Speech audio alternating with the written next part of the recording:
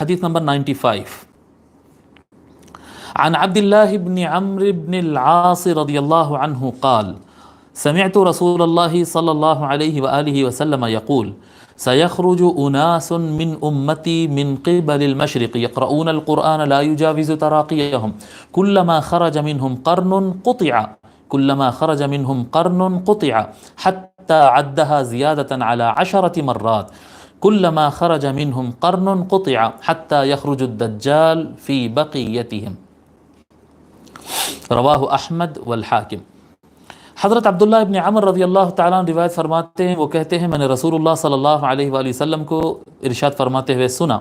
سیخرج اناس من امتی من قبل المشرق،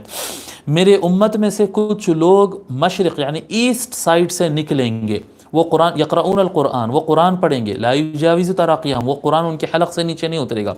کلما خرج منہم قرن قطع، جب کبھی ان سے کوئی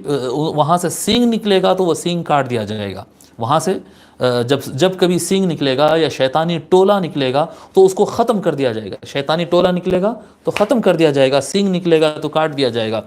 پھر فرماتے ہیں کلما خرج منہم قرن قطع، پھر وہ سینگ نکلے گا پھر کاٹ دیا جائے گا، حتی عدہا زیادۃ علی 10 مرات، اس بات کو حضور صلی اللہ علیہ وسلم 10 مرتبہ دہرائے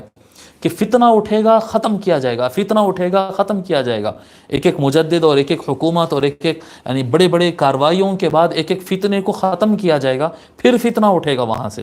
10 مرتبہ سے زیادہ حضور صلی اللہ علیہ وآلہ وسلم یہ بات دہرائے، کلما خرج منہم قرن قطع، جب کبھی وہاں سے شیطانی ٹولہ نکلے گا تو وہ ختم کر دیا جائے گا، حتی یخرج الدجال فی بقیتہم، یہاں تک کہ ان کی جو آخری جماعت نکلے گی وہاں سے، آخری فتنہ پرور لوگ نکلیں گے تو انہی میں ایک دجال بھی رہے گا، یا دجال ان کے ساتھ نکلے گا، اب ان میں سے پیدا ہوگا یا باہر سے آ کر ان سے ملے گا یہ نہیں پتا، لیکن ان کا جو آخری ٹولہ جو ہوگا ان کے اور دجال کے گٹھ جوڑ ان کا ساتھ رہے گا، حتی یخرج الدجال فی بقیتہم، ان کے جو آخری ٹولہ رہے گا انہی میں دجال بھی نکلے گا۔ رواہ احمد والحاکم، اس کو امام احمد بن حنبل نے المسند میں اور امام حاکم نے المستدرک علی الصحیحین میں روایت کیا ہے۔